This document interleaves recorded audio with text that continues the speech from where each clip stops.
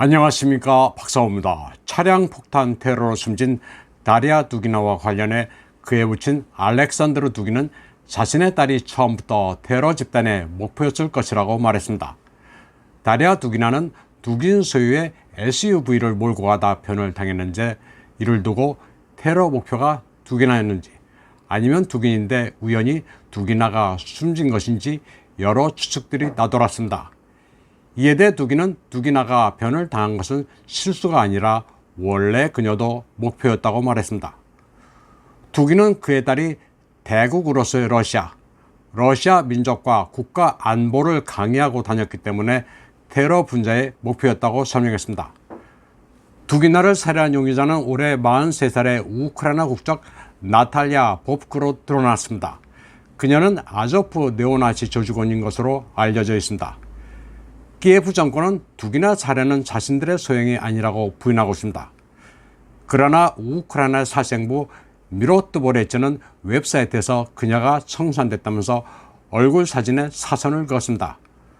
두기나에 붙인 알렉산드르 두긴을 두고 서구 매체들은 푸틴의 브레인이다, 푸틴의 라스푸틴이다, 푸틴의 세계관에 영향을 끼쳤다고 떠들고 있습니다.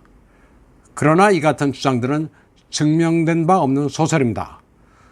러시아에서 두기는 실체적 영향력이 없는 마지널라이즈드, 그러니까 비주류로 언저리에 머물고 있는 인물입니다. 두긴을 두고 푸틴의 스승이네 뭐네 하는데 그건 다 창작 소설입니다. 푸틴이 그로부터 무슨 강의를 들은 적도 없고 그에게 자문을 구한 적도 없습니다. 고로 푸틴을 알려면 두긴을 이해해야 한다는 소리는 그럴듯해도 다 틀린 소리입니다.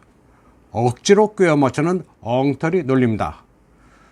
푸틴의 라스푸틴이라는 낙인을 찍으면 뭔가 음산한 분위기를 만들어낼 수 있기 때문에 서구 매체들이 이런 식으로 창작을 하는 겁니다. 또 두기는 수염을 길게 기르고 있기 때문에 라스푸틴이란 낙인을 찍으면 더욱 그럴듯해 보입니다. 한국에서 콧수염만 기르면 친일파로 모는 것과 비슷합니다.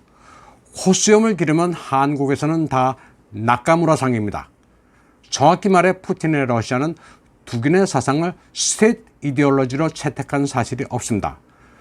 모르는 사람들이 서구 미디어에 세뇌돼 떠드는 소리입니다. 다만 그의 공격적인 신유라시아주의는 애국주의적인 러시아인들에게 인기가 높은 것만큼은 사실입니다. 그리고 두긴의 딸이 우크라이나 네오나치 조직원에게 참혹하게 암살당한 사건은 많은 러시아인들의 공분을 불러일으키고 있습니다. 8월 20일 모스크바 근교에서 차량 폭탄 테러로 숨진 두기나를 추모하는 현수막이 세르비아에서 등장했습니다. 세르비아 스르베나 즈베즈다, 레드스타 베오그라드 팀 팬들은 8월 18일 세르비아 슈퍼리가 경기가 열리는 구장에서 다리아 두기나, 영원한 표상이라는 글귀가 쓰인 현수막을 펼쳤습니다.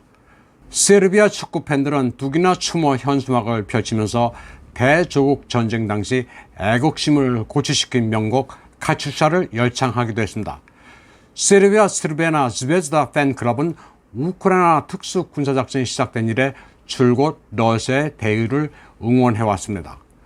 스르베나 즈베즈다 팀은 러시아의 제닛 상트페테르크 팀과 친선 시범 경기도 치르겠다고 선언했습니다. 러시아 축구팀이 제재로 유럽 경기에 출전하지 못하게 되자 이들의 길을 살려준다는 취지입니다.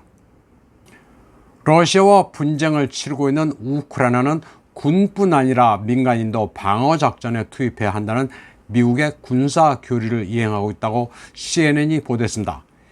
이 군사교류는 ROC, Resistance Operating Concept, 저항작전 개념으로 작은 나라가 큰 나라에 대항하도록 하기 위해 미국이 고안한 것입니다. 2008년에 발생한 러시아 조지아 분쟁을 보고 2013년에 미국이 개발한 건데 2014년 러시아가 크림을 무혈 병합하면서 충격을 받고 더욱 그 개념을 강화시켰습니다. ROC는 우크라이나 군대뿐 아니라 민간인도 참여시킨 전쟁과 총력 방어에 있어 혁신적이고 비전통적인 접근법이라고 퇴역 중장 마크 슈워츠는 설명했습니다. 유럽 특수작전 사령부를 맡았던 마크 슈워츠 중장은 우크라이나가 모든 자원을 사용하고 있다면서 믿을 수 없는 인명 손실에도 불구하고 그 저항 결의를 보는 것이 정말 놀랍다고 말했습니다.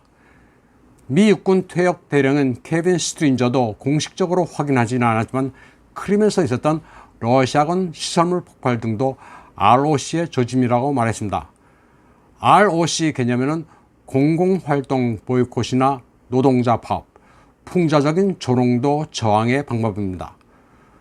또 화염병을 이용한 방화, 적 장비 가동에 피해를 끼치기 위해 가스탱크에 화학물질을 섞는 행위 등 보다 폭력적인 방법들도 포괄하고 있습니다. CNN은 파괴된 러시아군의 전차와 보병 전투차를 편집한 영상은 물론이고 우크라이나군이 길 잃은 동물을 구조하는 장면, 젤렌스키 일일 연설도 모두 ROC의 개념에 따른 것이라고 설명했습니다. 유럽 특수작전사령부 대변인 니콜 키스루만은 지난 10년 동안 최소 15개국이 미 국방부의 ROC 훈련에 참여했다고 밝혔습니다. ROC 프로그램은 각 국가의 인구, 자원, 지형에 따라 맞춤화되고 있습니다. 우크라이나군의 병력 손실이 심각해지면서 키예프 정권은 그 빈자리를 형무소 수감자와 여성으로 메우고 있다고 러시아 RT가 소식통을 인용해 보도했습니다. RT는 우크라이나군 내부 소식통을 이용해 우크라이나 전역에서 마구잡이 징집이 이루어지고 있다고 전했습니다. 징집 담당관이 길거리는 물론이고 집에도 찾아가고 있으며 식당, 유흥장소, 쇼핑몰, 주유소, 해변 할 것 없이 아무 데서나 남성만 발견되면 징집 서류를 발급하고 있다고 이 매체는 보도했습니다.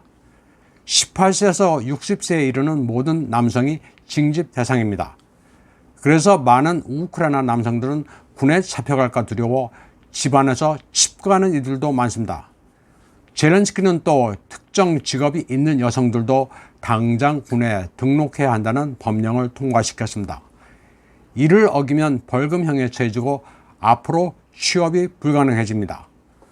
또 우크라이나 일부 지역에서는 여성 지원군이 최전선에 나가야 하는 경우도 많습니다. 지난 4월 우크라이나 서부도시 이바노 프란키브스크의 시장은 여성으로만 구성된 대대가 남성과 똑같이 전투 임무에 참여하게 될 것이라고 말했습니다. 또 형무소 재소자도 키예프 정권에서는 병역 자원입니다. 지난 5월 우크라이나 법무부는 363명의 재소자가 석방되는 조건으로 군에 입대한다고 밝혔습니다. 우크라이나는 재소자를 작전에 투입한다는 사실을 공식화했습니다. 그런데도 서구 미디어들은 러시아가 병력이 모자라 형무소에서 사람을 동원한다고 떠들고 있습니다. 러시아의 재소자 동원설의 출처는 CNN입니다. 러시아에서는 아주 생소하고 황당한 뉴스입니다. 오늘 방송은 여기까지 하겠습니다. 시청해주신 여러분 감사합니다.